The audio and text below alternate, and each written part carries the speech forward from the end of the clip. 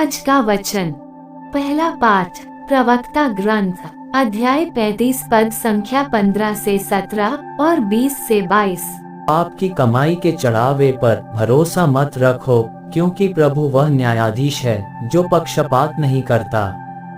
वह दरिद्र के साथ अन्याय नहीं करता और पददलित की पुकार सुनता है। वह विनय करने वाले अनाथ अथवा अपना दुखड़ा रोने वाली विधवा का तिरस्कार नहीं करता। जो सारे हृदय से प्रभु की सेवा करता है उसकी सुनवाई होती है और उसकी पुकार मेघों को चीरकर ईश्वर तक पहुंचती है। वह तब तक आग्रह करता रहता जब तक सर्वोच्च ईश्वर उस पर दया दृष्टि न करे और धर्मियों को न्याय न दिलाए।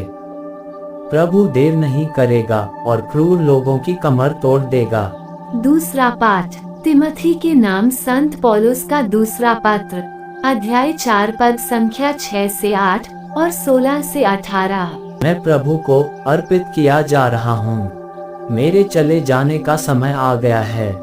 मैं अच्छी लड़ाई लड़ चुका हूँ, अपनी दौड़ पूरी कर चुका हूँ और पूर्ण रूप से ईमानदार रहा हूँ।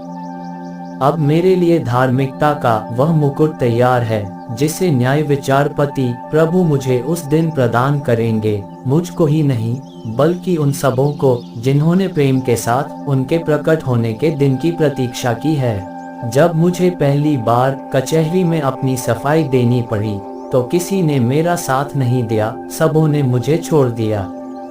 आशा है उन्हें इसका लेखा देना नहीं पड़ेगा, जिससे मैं सुसमाचार का प्रचार कर सकूं और सभी राष्ट्र उसे सुन सकें।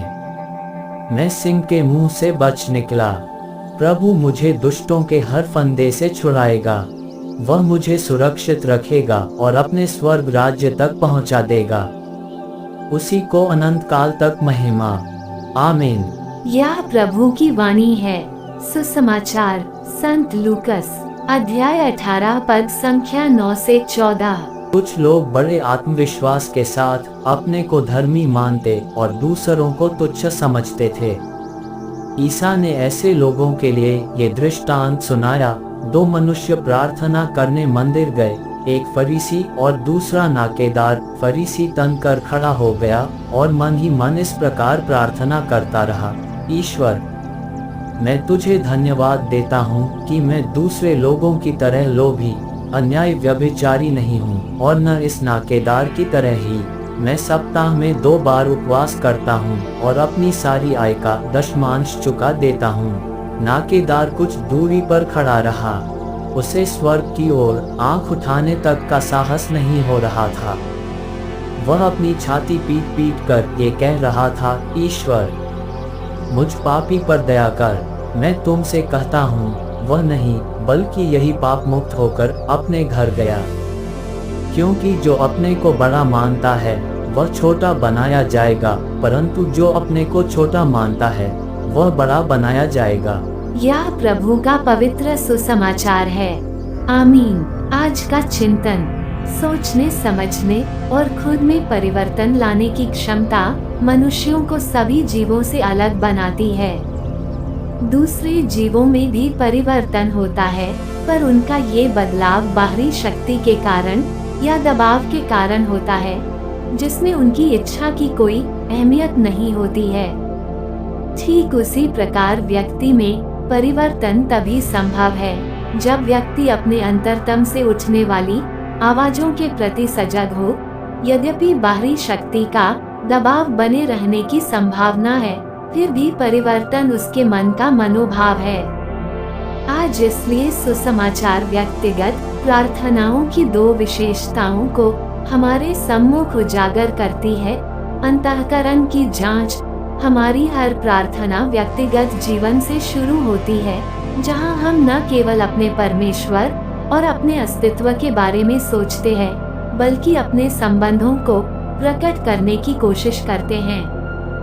फरीसी और नाकेदार दोनों ने ही इस प्रक्रिया में भाग लिया और अपने जीवन को ईश्वर के समक्ष खोलने का प्रयास किया, पर उनमें एक अंतर ये था कि फरीसी ने तुलना कर अपने जीवन को समर्पित किया और नाकेदार ने निस्वार्थ रूप से अपना पाप स्वीकार किया।